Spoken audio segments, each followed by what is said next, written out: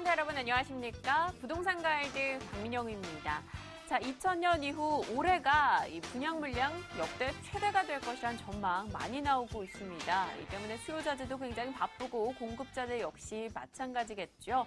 공급자 역할을 하고 있는 건설사들은 지금 내놓는 물량들은 언제 어느 때 내놔도 자신 있다. 분양이 모두 잘 될 만한 상품이다라고 이야기하고 있습니다. 연말 또 대거 상품들이 쏟아질 텐데 그 기회를 노려서 우리 성공 투자의 길로 걸어갈 수 있는 전략을 오늘 1시간 동안 고민해 보도록 하겠습니다. 자, 부동산 가이드 지금 바로 함께 하시죠. 출발합니다.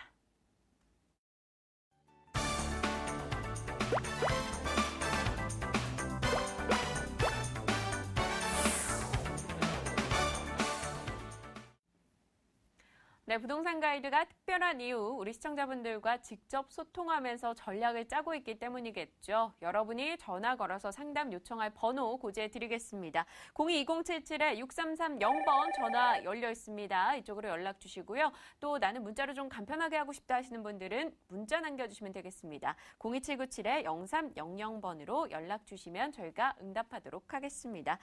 자, 오늘 여러분의 고민을 속 시원하게 하지만 또 다정다감하게 구체적인 전략 짜주실 분을 모셨습니다. 국토개발연구소 이윤환 대표 자리하셨네요. 대표님 어서 오세요. 네, 반갑습니다. 네, 반갑습니다. 자, 매주 월요일에 저희가 또 이윤환 대표님과 함께 여러 가지 전화 상담을 해결해 나가고 있고요. 또 부동산 클리닉 시간에는 전화 받기 앞서서 핫 키워드, 시장 키워드를 짚어보고 그에 따른 전략도 나눠보고 있습니다. 자, 이번 주 주간으로 부동산 시장에 가장 큰 이슈가 되는 것들은 무엇인지 화면으로 확인하시죠.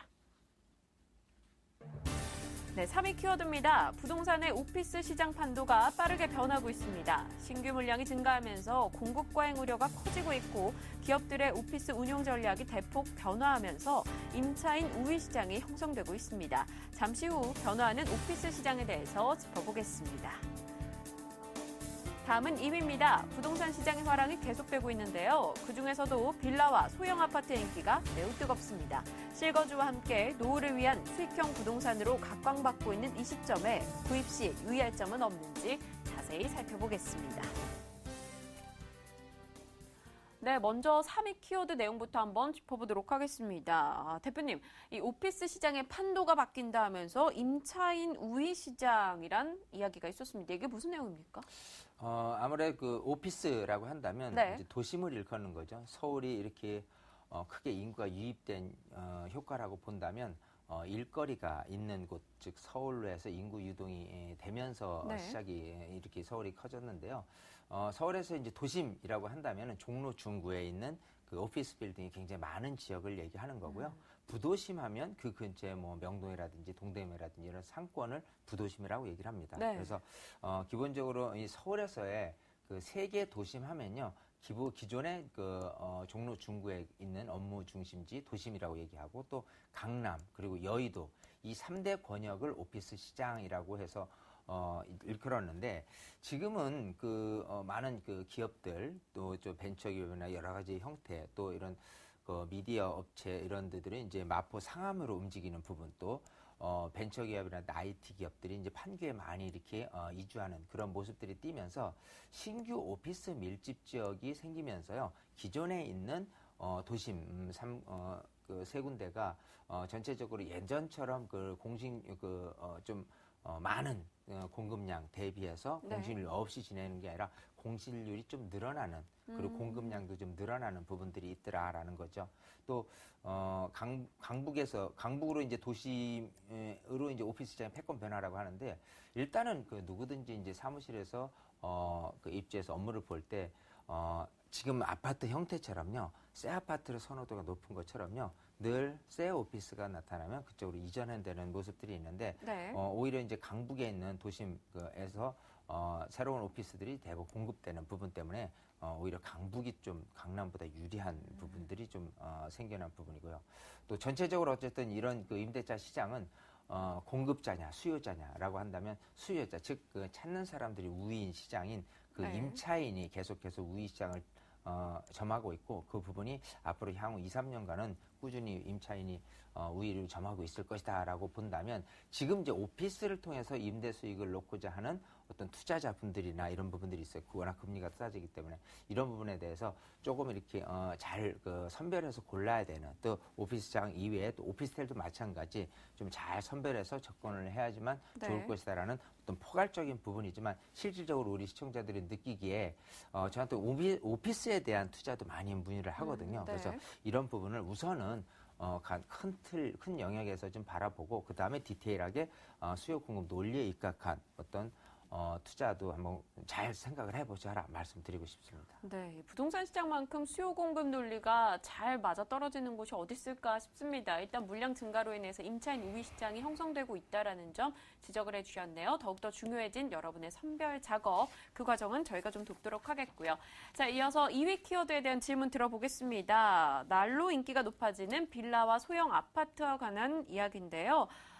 뭐 제 주변에서도 뭐 요즘 빌라를 매입할 거다 뭐 이런 얘기들 많이 솔솔 들려오는데 네. 그만큼 관심도가 높아요. 어떤 답변을 전해줄 수 있을까요? 자, 지금 두 번째 키워드가 그 노후를 위한 네.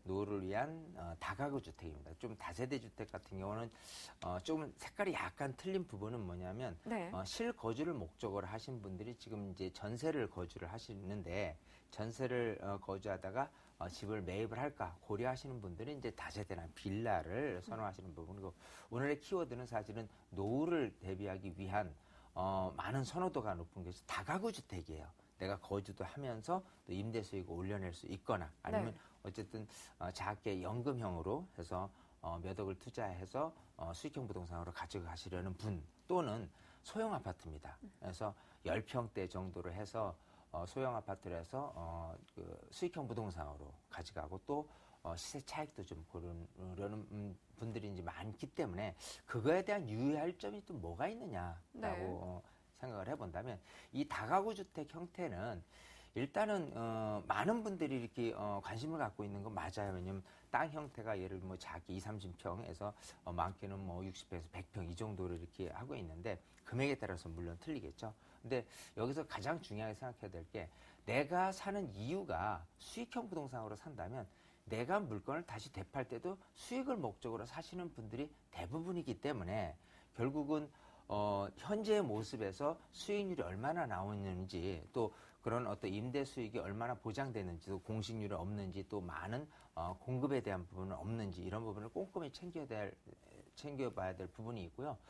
중요한 건 이 좀 노후됐다라고 하는 것들은 그 좀 관리비라든지 또 이렇게 계속 이제 수리하는 비용들이 굉장히 많이 들어가는 것 때문에 네. 조금 이렇게 보유해 보신 분들은 경험상 아이고 이렇게 너무 머리 아프게 이렇게 다가구주택 좀 갖고 있다 보니까 신경 쓰기 너무 많다고 다시 그냥 다시 내어 팔거나 이렇게 저기 하시려는 분들이 많아요. 그래서 네. 조금 관리가 편한 소형 아파트를 이렇게 좀 생각해 보시는 분들이 많거든요. 일단 주택 한 채이기 때문에 한 채 한 채에 대한 부분, 또 아파트에 대한 부분이 그다지 그렇게 관리에 신경을 안 써야 되는 부분이 있는데, 이 부분마저도 사실 조금 고민해야 될 부분은 뭐냐면, 지금 이렇게 국민소득이 높아지면서 내 집 마련을 목적으로 10평대라든지 소형 아파트, 좀 오래된 아파트를 살 필요가 있느냐 따진다면은 시세 차익적인 부분에서 좀 약할 수도 있다. 그래서 두 가지 다가구 주택 같은 경우는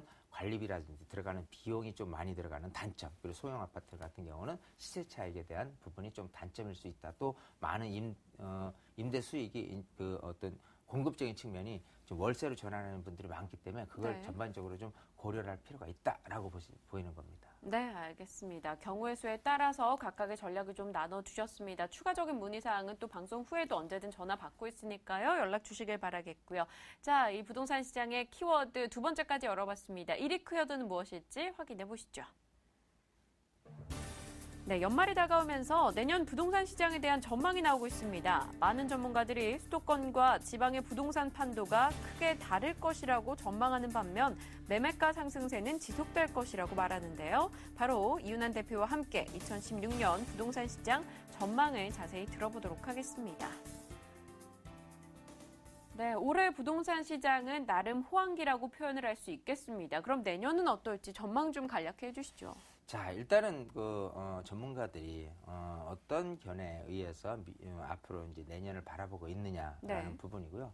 또 일반 시청자분들 또 많은 분들한테 제가 이제 특히 또 세미나를 통해서 많이 이제 물어볼 때마다 요즘 부동산 시장이 어떠냐라고 한다면은 괜찮은데요? 라는 부분이 이제 다수예요. 자, 그 부분은 일단은 거래량도 늘어났고 좀 가격도 좀 올라서 있는 형태다라고 하는데 과연 2016년은 어떻게 갈 것인지에 대해서 네. 그게 굉장히 궁금하거든요. 그래서 지금은 어느 정도 시장이 좋은데 자, 2016년 부동산 시장 전망을 이렇게 한마디로 압축을 한다면 호황인 듯한데 불안한 호황이다라고 표현을 할 정도로 뭔가 조금 확실하게 조금 가격이 막 앞으로도 계속 오를 것 같다거나 이런 부분이 아니라 뭔가 좀 가격이 계속 떨어지지는 않을 것 같고 오히려 지금 불안한 전세 시장에서 좀 호황일 수도 있지 않겠느냐. 즉 아래쪽에 위치한 전세난으로 주택 가격은 소폭 오르지 않겠느냐라고 이렇게 시장 전망을 하는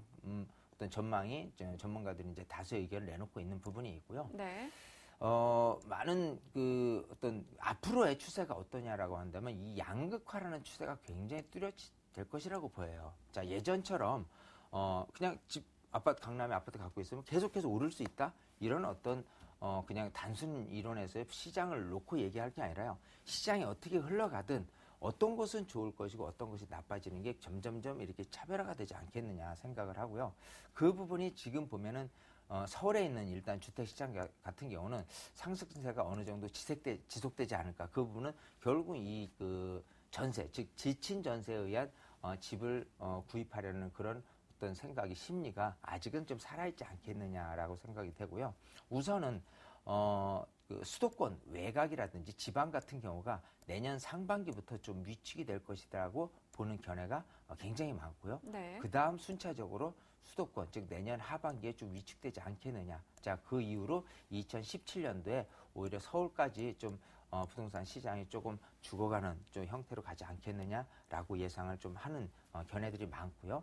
앞으로 이제 변수라고 한다면 금리라는 부분, 특히 이제 미국에 대한 금리 인상설, 이게 12월 달 얘기가 많이 나오고 있는데 네. 그 부분에 의해서 국내 금리 인상도 좀 불안한 추세가 지금 경향이 있고요.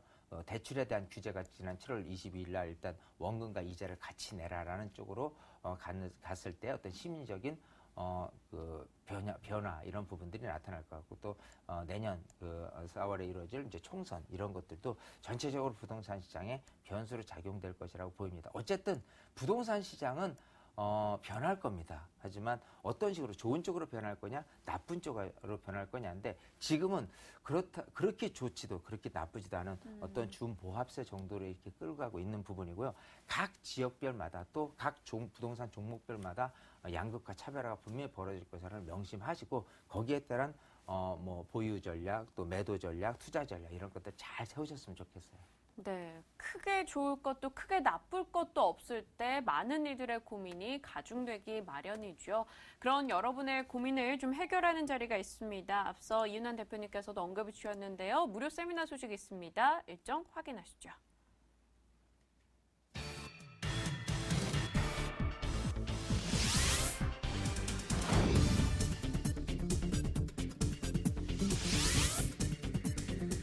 이윤환 대표의 무료 세미나입니다. 2016년을 준비하는 세테크 전략과 소액 투자처에 대해서 바로 알 수 있는 시간 마련돼 있다고 하네요. 11월 17일 화요일 내일 오후 12시 30분에 진행이 됩니다. 7호선 노년역 8번 출구 인근입니다. 자세하게 장소와 일정에 대해 알고 싶으시다면 02797-0300번으로 연락 주시면 되겠습니다. 네, 이윤환 대표님과 또 이 무료 세미나 궁금증 있으신 분들은 꼭 한번 참석해서 이야기 나눠보시면 앞서 저희가 전해드렸던 2016년 이 부동산 시장에 대한 전망과 전략을 바로 잡아주실 겁니다. 많은 분들의 참석 부탁드리고요. 자, 이어서 시청자분들의 전화 상담으로 넘어가 보겠습니다. 굉장히 많은 분들이 벌써부터 연락을 주고 계신데요. 한 분 한 분씩 연결해 보도록 하겠습니다. 시청자님 안녕하십니까? 네, 안녕하세요. 네, 반갑습니다. 네, 감사합니다. 네, 저희가 감사하죠. 어떤 고민으로 연락 주셨어요? 저는 아파트 두 채를 가지고 있는데요. 네네. 파주와 수원입니다. 네네, 파주 수원요. 예, 매도를 해야 할지 전세를 다시 줘야 할지 좀 궁금해요. 아, 그럼 파주와 수원 각각의 주소 좀 말씀해 주시겠어요? 파주는 금촌 뜨란채 네, 1단지 24평이고요. 네, 수원은 우만동 네, 월드 메리디앙 35평입니다. 네, 우만동 월드 메르디앙 35평 이야기해 주셨네요. 네, 예. 이 두 개를 보유 중이신데 각각 어떻게 매매 전략을 짜야 하는 건지 궁금하다 하시는 거죠? 예, 네, 알겠습니다. 제가 윤원 대표님 연결시켜 드릴게요.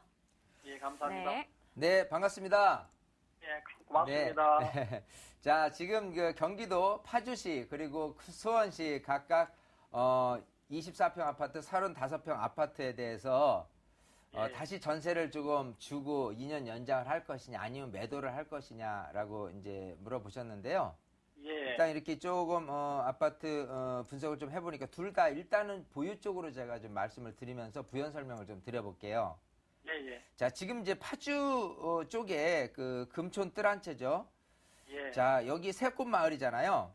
예, 예, 사실 이제 파주 하면은 이 파주시청을 근간으로 한 금촌동 같은 경우가 구시가지 역할을 하고 있는 부분이고요.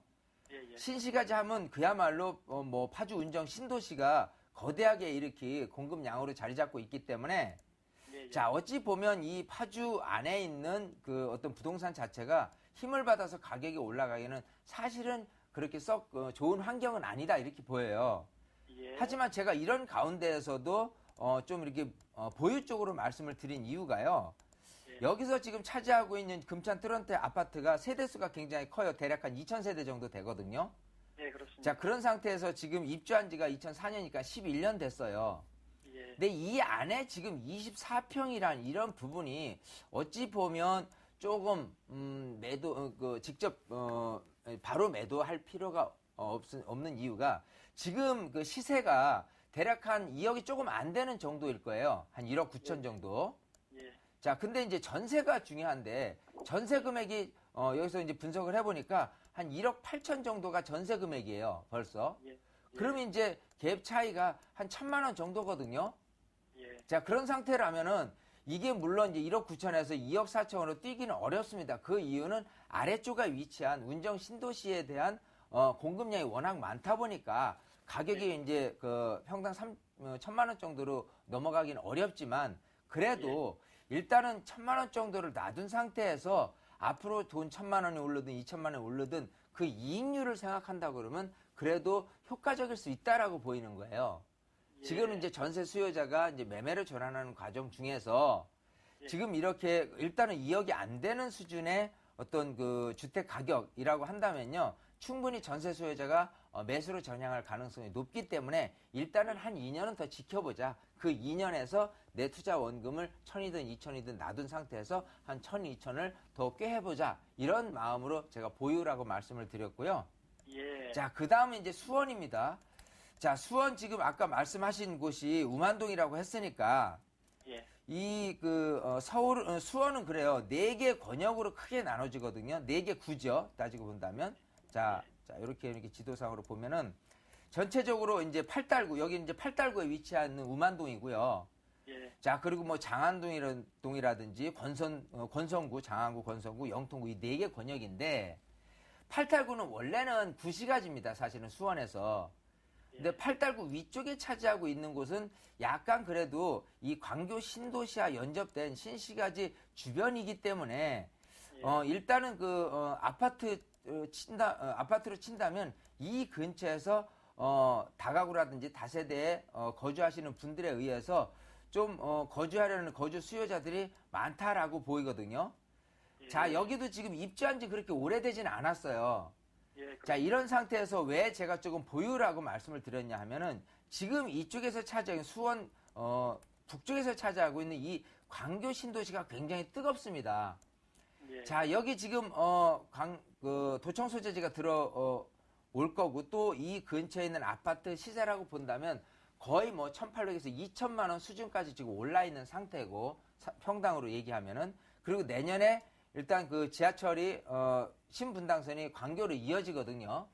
예. 자, 근데 지금 말씀하신 이 아파트 단지 같은 경우는 사실은 평당 한 1000에서 1100 정도로 굉장히 좀 저평가되어 있는 부분이 있어요. 예. 그런 상태에서 전세 비율도 80%까지 가 있고 그러면 어떤 효과가 있냐 하면 이 위쪽에 광교 테크노밸리 있죠.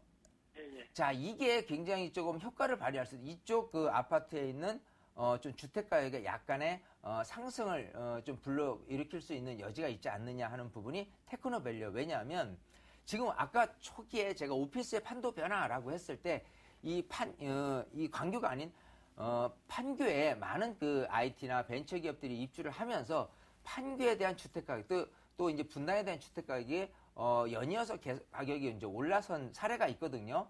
예. 마찬가지 이 광교에 대한 테크노밸리가 속속 입주를 하면서 우선적으로 광교 신도시에 대한 입지 변화, 즉 꾸준한 주택 가격 상승, 그리고 여기서 번져서 약간 이 근처에는 주택 가격 중에서 그래도 좀 신축에 가까운 아파트 같은 경우가 주택의 가격이 오를 수 있는 여지가 있다는 겁니다. 그렇기 때문에 여기는 조금 더 보유를 하신다면은 아무래도 한 최소한 5% 내지 10%는 정도는 오를 것 같아요. 그래서 예. 그래서 뭐 꼭 4억 초반까지는 아니래도 일단 4억 정도까지는 그 가격이 올라서주지 않을까 예상을 하거든요. 예, 그래서 예. 보유 의견을 드렸으니까 그대로 지금 기분 좋게 한번 보유를 해보십시오. 네, 시청자님 두 곳 다 감사합니다. 보유 의견으로 전략을 짜주셨습니다. 가격들이 올라가기 시작한다면 한 번씩 더 전화 주셔서 점검하시길 바랄게요. 예, 감사합니다. 네, 감사합니다. 이어서 빠르게 두 번째 분 연결해 보겠습니다. 안녕하십니까? 예, 안녕하세요. 네, 반갑습니다. 자, 무슨 고민으로 네, 연락 저는 주셨어요? 금호 일가에 있는 네네. 자이 아파트 좀 한번 전망 좀 알아보고 싶었어요. 신금호 자이요. 예, 예. 네, 알겠습니다. 금호 일가에 위치한 신금호 자이에 대한 전망을 여쭤보셨습니다. 대표님과 함께 이야기 나눠보세요. 네, 반갑습니다. 아, 예, 예. 안녕하세요. 네. 예, 예. 자, 지금 금호동으로 가죠. 성동구 예. 금호동에 그 신금호 파크자에 말씀하신 것 같아요. 예, 예. 신금호역 바로 옆에 예, 예. 있는 이제 재개발 구역이잖아요. 예. 자, 재개발 13구역이 이제 곧 그 입주를 앞두고 있습니다. 내년 4월 입주인데 예, 예. 여기 몇 평을 들고 계시죠? 24평이요. 자, 24평이에요. 예, 자, 예. 그러면 이제 내년 여기서 실제 입주를 생각하시나요? 아니면 어떤 아니요, 입주를 안 하게. 네. 그래요? 자, 지금은 이쪽 지역을 약간 일단 결론부터 말씀드리면 좀 보유할 필요가 있어요. 예, 자, 그 언제까지가? 이유는요. 예. 자, 이쪽 지역이요. 사실 예. 이 금호동이라든지 또 옥수동 그리고 행당동이라든지 멀리는 왕십리라든지 그 신당동이라든지 이쪽 지역이 사실 한번 살기 시작하면 계속해서 거주에 임하고 있는 그런 지역들이에요. 워낙 도심이라든지 강남하고 이렇게 가깝기 때문에. 근데 이제 이런 지역에서 좀 오래된 아파트에 비해서는 차라리 새 아파트, 오래된 아파트 30평대보다는 새 아파트 24평, 25평으로 넘어가는 추세가 굉장히 강하게 나타나고 있는 지역이거든요.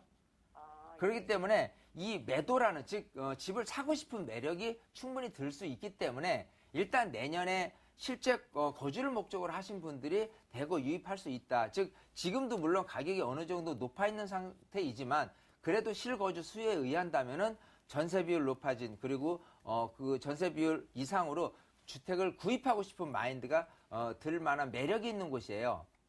그래서 1차적으로는 전세 비율을 놓고 전세 비율 나머지 금액을 예를 들어 한 뭐 1억이다. 1억이 넘지 않는 한계 내에서 내가 조금 2년 동안 보유를 해도 괜찮다라는 부분이 있고요.